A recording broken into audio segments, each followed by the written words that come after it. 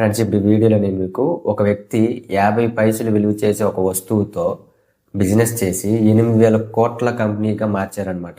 ఆ business start చేసే ముందు అతను ఒక మిడిల్ క్లాస్ కుటుంబం నుంచి వచ్చిన వారే. కానీ అతను ఎలాంటి స్ట్రాటజీస్ని యూజ్ చేసి ఇంత పెద్ద కంపెనీగా మార్చారు అనే దాని గురించి అయితే ఈ వీడియోలో చెప్పబోతున్నాను. ఇది రియల్ స్టోరీ. మీలో చాలామంది బిజినెస్ స్టార్ట్ చేయాలనుకుంటారు. మీ ఐడియా ఎలా ఉంటుందంటే, బిజినెస్ స్టార్ట్ చేసే ముందు మీ ఐడియాకి చాలా వర్త్ అయితే ఉంటుంది. ప్రతి బిజినెస్ ఐడియా కూడా స్టార్టింగ్ లెవెల్లో చాలా గొప్పగానే ఉంటుంది. బట్ అది రియాలిటీకి వచ్చేసరికి ఫ్లాప్ అవ్వచ్చు, సక్సెస్ అవ్వచ్చు, చెప్పలేం. మనం ఫాలో అయ్యే స్ట్రాటజీస్ని బట్టే మన బిజినెస్ వాల్యూ అనేది ఉంటుంది అనమాట. మన ఐడియా గొప్పదే కావచ్చు, డెవలప్ చేసే విధానం, మన బిజినెస్ని మనం మార్కెటింగ్ చేసే విధానం బట్టే మన సక్సెస్ అనేది ఉంటుంది. సో ఈ వీడియో ద్వారా మీకైతే మంచి స్ట్రాటజీస్ అండ్ ఒక మోటివేషనల్గా మీకైతే ఉంటుంది. మీ బిజినెస్ గురించి మీరు చేసే థింకింగ్ని మార్చుకోవడం కోసం ఈ వీడియో అయితే ఉపయోగపడుతుంది. సో చివరి వరకు చూడడానికి అయితే ట్రై చేయండి. ఫ్రెండ్స్, 1978లో తమిళనాడులో కొండలూరు అనే ఒక విలేజ్లో చిన్ని కృష్ణన్ అనే ఒక పర్సన్ అయితే ఉండేవారు అనమాట. అతను ఒక చిన్న ఫార్మాసిటికల్ బిజినెస్ చేస్తూ తనకున్న పొలంలో వ్యవసాయం చేస్తూ ఉండేవారు. అతనికి ఆ బిజినెస్ లోను వ్యవసాయంలోను పెద్దగా ఏం గ్రోత్ అయితే కనిపించలేదు. బట్ అతనికి చాలా బిజినెస్ ఐడియాస్ అయితే ఉన్నాయి. కానీ అతను బిజినెస్ స్టార్ట్ చేసే ముందు అతను చేసిన పని ఏంటి అంటే, కస్టమర్స్ ఎన్ని రకాలుగా ఉన్నారు అనే దాని గురించి అయితే అతను ఒక మంచి అనాలిసిస్ అయితే చేసుకున్నారనమాట. అదేంటి అంటే, మన ఇండియాలో 2 రకాల కస్టమర్స్ ఉంటారు. ఒకరు వస్తువు నచ్చితే అది ఎంత ప్రైస్ ఉన్నా, ఎంత ధర ఉన్నా కూడా కొనేస్తారనమాట. వీళ్ళే రిచ్ కస్టమర్స్ అంటారు. అలాగే ఒక వస్తువు నచ్చి ఆ వస్తువు అవసరం ఉన్నా కూడా కొనటానికి వాళ్ళ స్తోమత సరిపోక ఆ వస్తువును కొనకుండా ఉండేవారనమాట. వీళ్ళే poor and middle class customers అంటారు. ఈ విషయాన్ని అర్థం చేసుకున్న చిన్ని కృష్ణ గారు ఏం చేశారంటే, రిచ్ కస్టమర్స్ యూజ్ చేసే ప్రతి ప్రోడక్ట్ కూడా poor and middle class customers కూడా యూజ్ చేయాలి అనే ఒక ఉద్దేశంతో శాసే అనే ఒక కొత్త కాన్సెప్ట్ అయితే కనిపెట్టారనమాట. ఇదేంటి అంటే మినీ ప్యాకింగ్ అనమాట. ఈ మినీ ప్యాకెట్ ఐడియా మన భారతదేశంలోనే కాదు, మొత్తం ప్రపంచ బిజినెస్ మైండ్ సెట్నే మార్చేసింది అనమాట. చాలా పెద్ద రెవల్యూషన్ అయితే తీసుకొచ్చింది. సో అది ఎలా వచ్చిందో ఈ వీడియోలో చూద్దాం. 1970s టైంలో టాల్కమ్ పౌడర్ అండ్ షాంపూస్ అనేవి ఒక లగ్జరీ ఐటమ్స్గా ఉండేవి. ఎందుకంటే అప్పుడు ఆ కంపెనీస్ కేవలం ధనవంతుల్ని, రిచ్ కస్టమర్స్ని మాత్రమే టార్గెట్ చేస్తూ తయారు చేసేవి. సో వాటి ప్రైస్ కూడా అలాగే ఉండేవి. ఒక్కోటి 100 రూపీస్ టు 150 రూపీస్ ఉండేవి. సో రోజు కూలీ చేసుకునే వారికి 100 to 150 రూపీస్ అంటే చాలా కష్టం. అందులోనూ అప్పుడు వాళ్ళు నెలంతా కష్టపడితే 1000 నుంచి 1500 రూపీస్ వరకు, అంటే 1000 నుంచి 1500 రూపాయల వరకు అలా అయితే సంపాదించగలిగేవారు. అలాంటి వారికి ఒకేసారి 100 లేదా 150 రూపాయలు పెట్టి ఒక షాంపూ బాటిల్ కొనాలంటే అది చాలా కష్టమైన పనిగా మనం చెప్పుకోవచ్చు. ఈ విషయం అర్థం చేసుకున్న చిన్ని కృష్ణ గారు ఏం చేశారంటే, talcum powder, epsom salt and shampoos లాంటివి బాటిల్స్లో కాకుండా శాసే మినీ ప్యాకింగ్లో 5 ml ప్యాక్ చేసి ఇతనైతే సేల్ చేసేవారు అనమాట. దీనివల్ల అడ్వాంటేజ్ ఏంటంటే, పెద్ద ప్యాకింగ్ 100 నుంచి 150 రూపాయల వరకు ఉంటే ఈ చిన్న శాసే అనేది కేవలం ₹1 నుంచి ₹2 మాత్రమే ఉండేది అనమాట. సో కూలీ పని చేసుకునే వాళ్ళు ఒకేసారి 150 రూపీస్ పెట్టి, 150 రూపాయలు పెట్టి ఒక బాటిల్ కొనేదానికంటే ఎప్పుడో వారానికి ఒకసారి యూజ్ చేసే ఈ శాసే కొనుక్కొని వాళ్ళు యూజ్ చేసుకోవడానికి పెద్ద కష్టమేం కాదనమాట.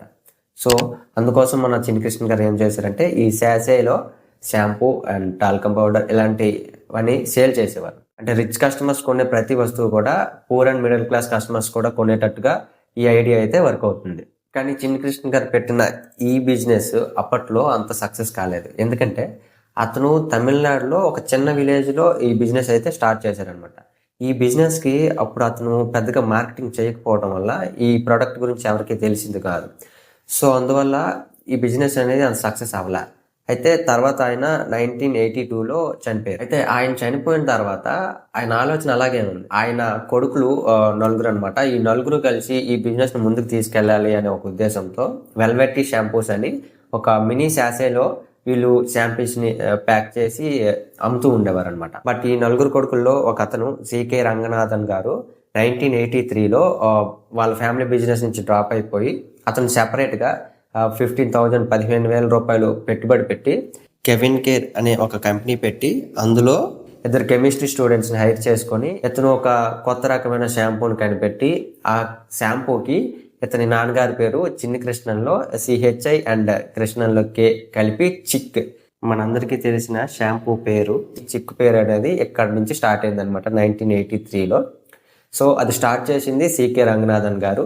బట్ ఈ శాసే ఐడియా అనేది వాళ్ళ నాన్నగారు చిన్ని కృష్ణన్ గారిది. ఐడియా ఒకరిదే, బట్ ఎక్కడి నుంచి అసలు స్ట్రాటజీస్ అనేవి, ఇతను ఎలాంటి స్ట్రాటజీస్ ఫాలో అయ్యి బిజినెస్ని డెవలప్ చేశారనేది మీకైతే తెలియడం జరుగుతుంది. సో మీరు చివరి వరకు చూడడానికి అయితే ట్రై చేయండి. అండ్ వీడియో లైక్ చేయకపోతే లైక్ చేసేయండి. ఇక్కడ సికే రంగనాథన్ గారు ఫాలో అయిన ఒక ఇదేంటి అంటే, ఒక యూనిక్ ప్రైస్ ఫిక్స్ చేయడం ఆ షాంపూకి. మొత్తం మార్కెట్ అంతా ఈ చిక్ షాంపూ వైపు అయితే టర్న్ అవ్వడం జరిగింది. అది ఎలా అంటే 1980s టైంలో Clinic Plus and Sunsilk ఇలాంటి పేరు మోసిన మేజర్ కంపెనీస్ అనేవి అప్పుడు 100 ml బాటిల్ 40 రూపీస్ ఉంటే, అలాంటి టైంలో ఇతను కేవలం 75 పైసలు మాత్రమే ఇతని షాంపూకి ఉండడం వల్ల మొత్తం కస్టమర్స్ అందరూ చిక్ షాంపూ వైపు టర్న్ అవ్వడం అయితే జరిగింది.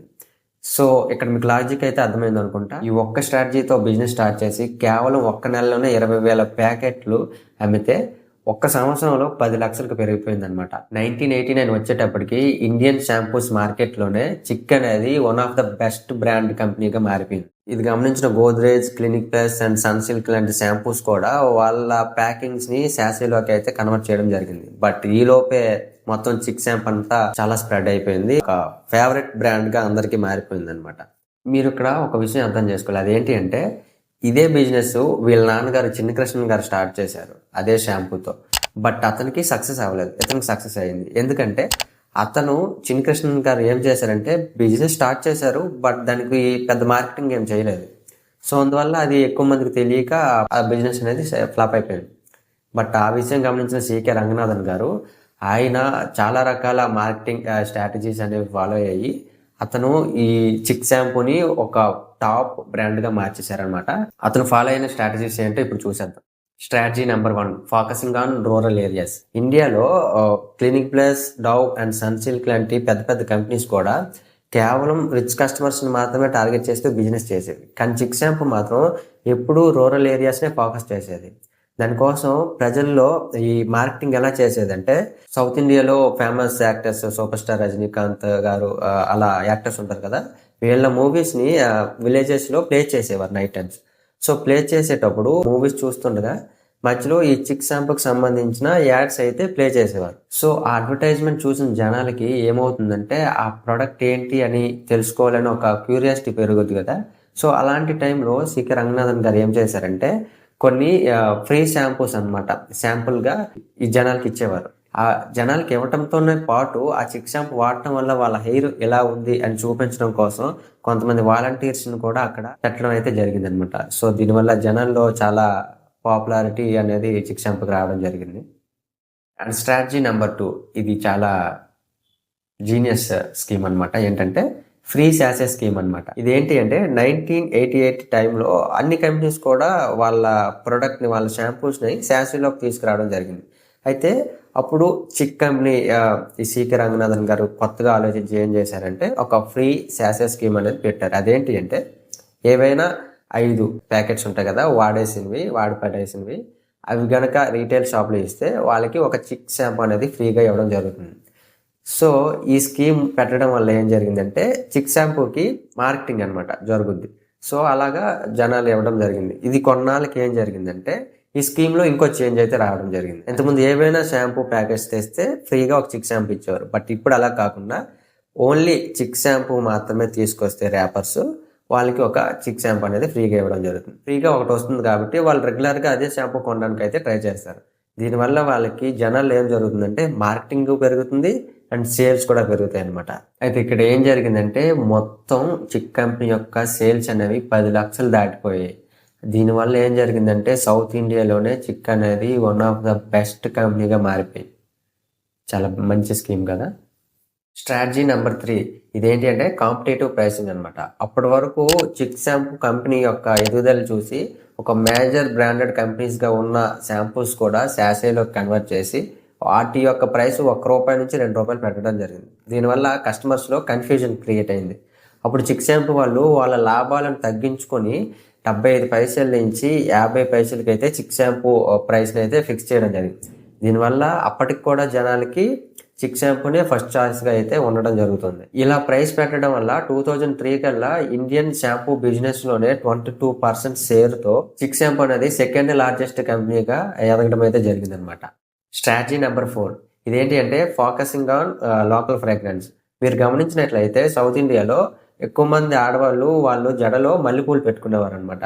సో ఇది గమనించిన సికే రంగనాథన్ గారు ఏం చేశారంటే మన చిక్ షాంపూలో ఒక జాస్మిన్ స్మెల్ వచ్చే ఒక ఫ్రాగ్రెన్స్ని యూజ్ చేయడం వల్ల ఆ చిక్ షాంపూ యూజ్ చేసిన ఆడవాళ్ళకి అది ఒక ఫేవరెట్ షాంపూగా మారిపోయింది. సో దీనివల్ల ఏం జరిగిందంటే వాళ్ళకి మార్కెటింగ్ జరిగింది అండ్ అలాగే ఆడవాళ్ళకి ఇది ఒక ఫేవరెట్ బ్రాండ్గా మారిపోయింది అనమాట. ఇది కూడా చాలా బాగా వర్క్ అయింది చిక్ షాంపూ చాలా ఎక్కువ సేల్స్ గెయిన్ చేయడం కోసం. ఫ్రెండ్స్, ఈ చిక్ షాంపూ అనేది చాలా పెద్ద సక్సెస్ రావడానికి రీజన్ ఒక విధంగా మార్కెటింగ్ అయితే, ఇండైరెక్ట్ గా ఏం జరిగిందంటే శాషే వాళ్ళ నాన్నగారు కనిపెట్టిన ఈ శాషే వల్లనే ఈ చిక్ షాంపూకి ఇంత సక్సెస్ అనేది రావడం జరిగింది. ఫ్రెండ్స్, ఈ చిక్ షాంపూ యొక్క సక్సెస్ అనేది ఎలా ఉంది అంటే ఎఫ్ఎంసీజీ మార్కెట్ లోనే ఒక పెద్ద రెవల్యూషన్ తీసుకురావడం జరిగింది.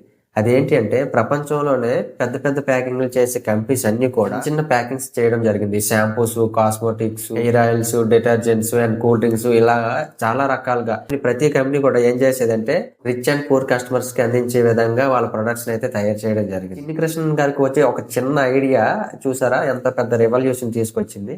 బట్ ఇక్కడ చిన్ని కృష్ణ గారి ఐడియా ఆ శాస అనేది చాలా గొప్పది, ఆ ఐడియా అనేది గొప్పది. బట్ అది ఇంత పెద్ద సక్సెస్ సాధించడానికి గల కారణం సికే రంగనాథన్ గారు అతను ఫాలో అయిన మార్కెటింగ్ స్ట్రాటజీస్ కావచ్చు, ఆయన తీసుకున్న రిస్క్ టేకింగ్ కావచ్చు. సో ఫ్రెండ్స్, ఇక్కడ మీరు అర్థం చేసుకోవాల్సింది ఏంటంటే మనందరికీ కూడా చాలా రకాల బిజినెస్ ఐడియాస్ వస్తాయి.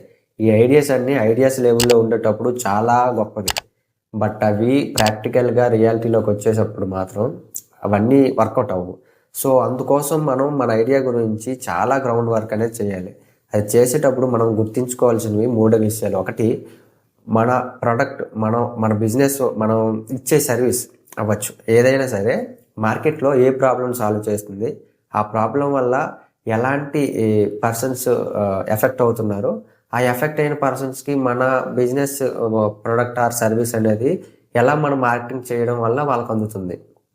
ఇలాంటి 3 గురించి మీరైతే గుర్తుపెట్టుకొని మీ బిజినెస్ అనేది మీరు స్టార్ట్ చేయడం మంచిదన్నమాట. మనం ఓన్లీ లాభాల గురించి ఆలోచించుకోకూడదు. ఆ బిజినెస్లో నష్టం వస్తే ఎలాంటి నష్టాలు వస్తాయి అనేవి కూడా మనం ముందుగానే తెలుసుకోవాలి. ఎందుకంటే అలా తెలుసుకుంటే మనం ముందుగా ప్రిపేర్ అయినట్టు ఉంటుంది దాన్ని ఎలా మనం ఎదుర్కోవచ్చు అని. ఎందుకంటే ఓన్లీ లాభాల వైపే చూస్తే నష్టం ఒకసారి వచ్చిన లాభాలన్నీ పట్టుకెళ్ళిపోతుంది. సో చాలా జాగ్రత్తగా ఉండండి. బిజినెస్ స్టార్ట్ చేసే ముందు చాలా రకాల జాగ్రత్తలు అనేవి మీరు పాటించాలన్నమాట. అండ్ ఫ్రెండ్స్, ఈ వీడియో కనుక మీకు నచ్చినట్లయితే ఈ వీడియోకి ఒక లైక్ చేయండి. అలాగే నా ఛానల్ సబ్స్క్రైబ్ చేసుకొని పక్కన ఉన్న బెల్ ఐకాన్ అయితే యాక్టివేట్ చేసుకోండి. అండ్ ఈ వీడియో ఏ విధంగా అనిపించిందో కామెంట్ మాత్రం చేయండి ప్లీజ్. తిట్లైనా తిట్టండి, కామెంట్ మాత్రం పెట్టండి. Thank you.